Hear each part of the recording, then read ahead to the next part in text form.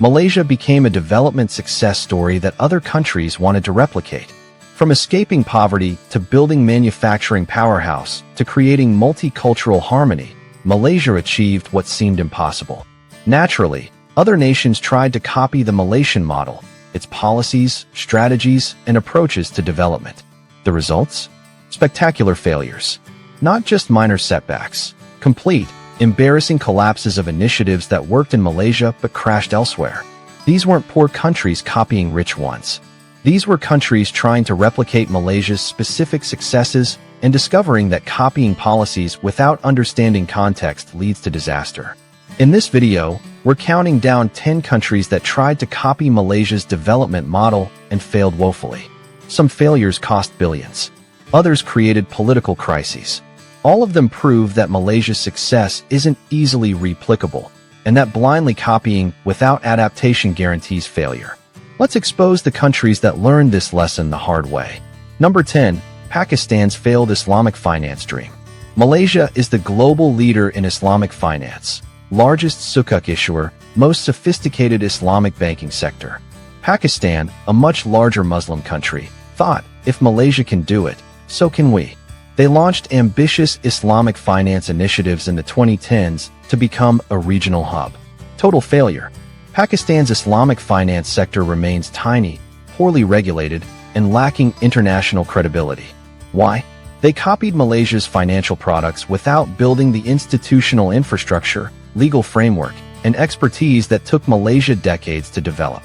Pakistan wanted Malaysia's Islamic finance success but wasn't willing to invest in the boring foundational work, explains financial analyst Amina Hassan. They created Islamic banking rules without trained professionals, issued sukuk without proper regulation, and wondered why international investors didn't trust them. Malaysia spent 30-plus years building Islamic finance expertise, educating scholars, developing legal precedents, and earning international trust. Pakistan wanted shortcuts and got nowhere. Lesson: you can't copy outcomes without copying the process. Number 9. Indonesia's disastrous public transit projects. Malaysia built KL's MRT and LRT systems efficiently, modern, affordable, on time, on budget. Indonesia looked at KL's success and attempted similar projects in Jakarta. The results? Catastrophic cost overruns, endless delays, corruption scandals, and systems that work poorly despite costing double Malaysian equivalents. Jakarta's MRT took 30 years from planning to partial operation. KL built entire networks in less time for half the cost per kilometer. Indonesia copied the concept, modern metro system, but failed to copy Malaysia's project management, anti-corruption measures, and technical expertise. Indonesia saw Malaysia's shiny new trains and thought, we can do that, notes urban planner Dr. James Park. They didn't copy the procurement transparency, technical standards, or political will to punish corruption that made Malaysia's projects succeed. Lesson: infrastructure success requires execution capability, not just blueprints.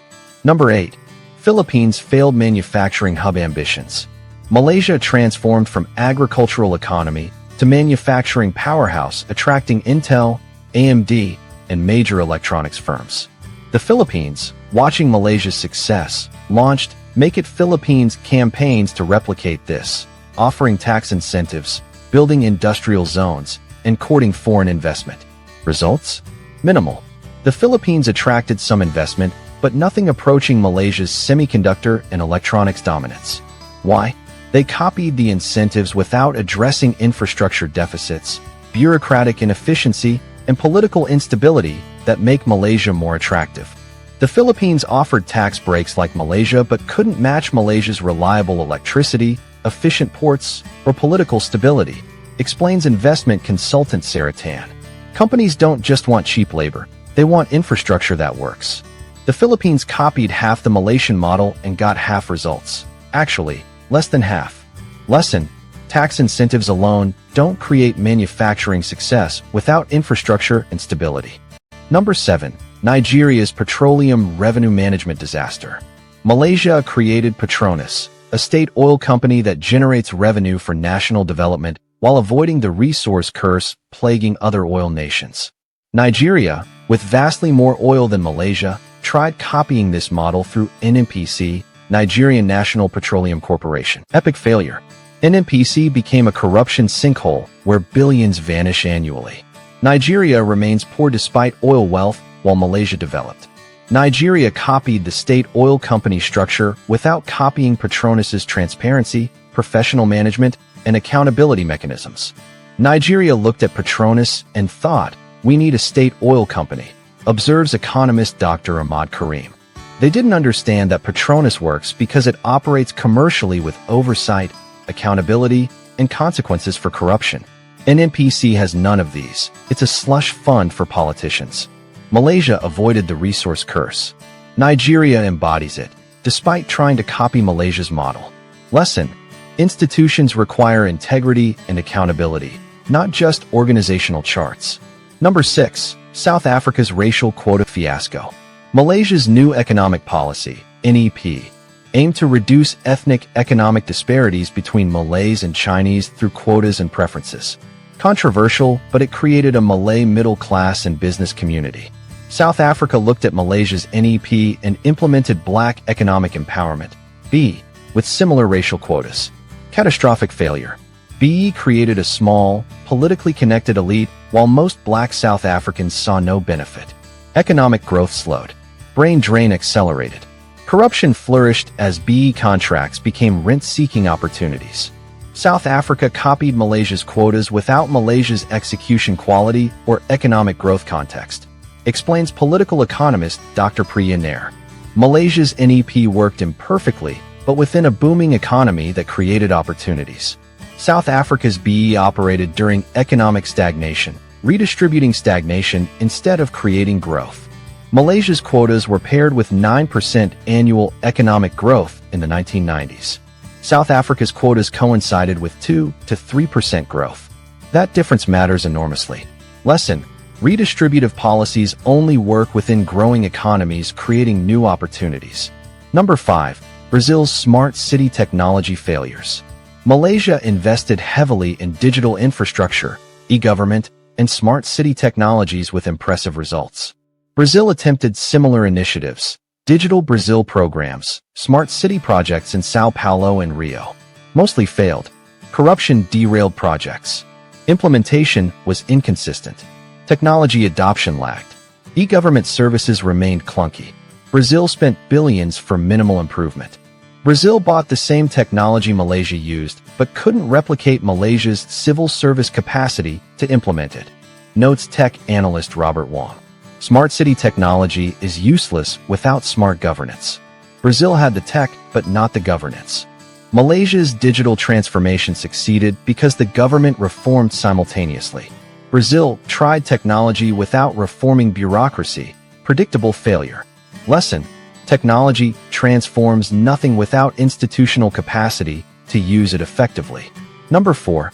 Kenya's export processing zone collapse. Malaysia's free trade zones attracted massive foreign investment in electronics manufacturing. Kenya, seeing this success, created export processing zones offering similar incentives to attract manufacturing investment. Near total failure. Kenya's EPZs attracted minimal quality investment. Infrastructure problems, unreliable power, poor transport, slow ports, made them uncompetitive. Corruption increased costs. Political instability scared long-term investors. Kenya copied Malaysia's EPZ concept without Malaysia's infrastructure, stability, or follow-through, explains development economist Dr. Lisa Chun. They built the zones but not the reliable electricity, efficient logistics, or political stability that make zones attractive. Investors toured Kenya's EPZs, then invested in Vietnam or Malaysia instead. Lesson: special economic zones require everything working. Infrastructure, stability, efficiency, not just designated land and tax breaks. Number 3. Argentina's palm oil production attempt. Malaysia is the world's second-largest palm oil producer with sophisticated, sustainable production systems generating billions annually. Argentina looked at palm oil profitability and attempted to develop their own palm oil industry in northern regions. Complete failure. Argentina's climate wasn't ideal. They lacked Malaysia's decades of research and development on palm varieties, sustainable practices, and processing efficiency. Investment dried up quickly when yields disappointed. Argentina saw Malaysian palm oil profits and planted trees, notes agricultural specialist Dr. David Martinez. They didn't copy Malaysia's 50-plus years of agricultural research, breeding programs, sustainable certifications, and supply chain development. You can't replicate that overnight. Malaysia's palm oil dominance comes from knowledge accumulated over generations, not just planting trees. Lesson: agricultural success requires decades of research and development, not just copying crops. Number 2. Egypt's halal certification credibility crisis. Malaysia developed the world's most trusted halal certification system. JACIM certification is recognized globally.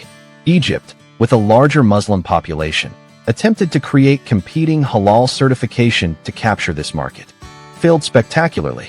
Egyptian halal certification lacks international credibility. Questions about standards, enforcement, and corruption undermine trust. Muslim countries still prefer Malaysian certification despite Egypt's geographic advantage to the Middle East and Africa. Egypt thought halal certification was just stamping halal on products, explains Islamic finance specialist Amina Hassan. They didn't understand that Malaysia built trust through rigorous standards, transparent processes, and decades of consistent enforcement. Trust isn't copyable, it's earned. Malaysia's halal certification dominance isn't accidental. It's the result of institutional quality Egypt couldn't replicate. Lesson: regulatory credibility requires trust built over decades through consistent quality. You can't fake or copy it.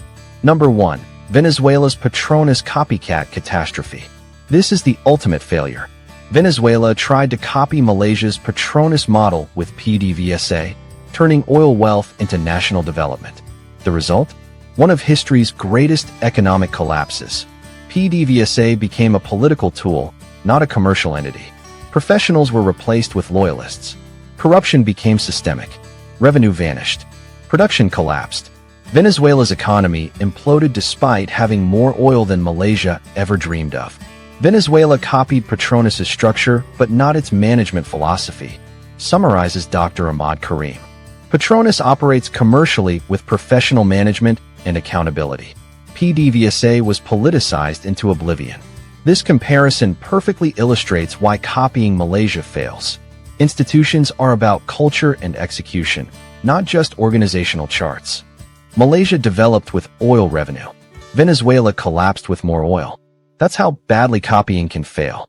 Lesson: professional management and depoliticized institutions are more important than organizational structure. Why countries keep failing to copy Malaysia? These failures reveal a pattern.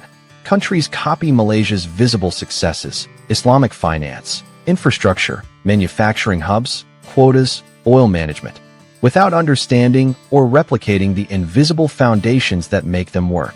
Malaysia's success isn't just policies. It's execution quality, institutional integrity, political stability, long-term consistency, technical expertise accumulated over decades, and pragmatic adaptation instead of ideological rigidity.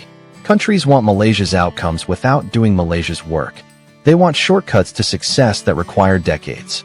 They copy what's visible without understanding what's essential. The uncomfortable truth: Malaysia isn't perfect.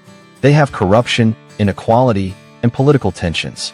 But they execute development policies with a consistency and quality that countries with more resources, larger populations, and better natural advantages cannot match. That's why copying Malaysia fails. It's not the policies, it's the execution. And execution can't be copied from a playbook. It requires building institutional capacity, technical expertise, and political will over generations. We want to hear from you. Do you think these countries could succeed if they tried copying Malaysia again, but properly? Or is Malaysia's model impossible to replicate in different contexts? Share your analysis. If this revealed failures other countries don't want admitted, smash that like button and subscribe.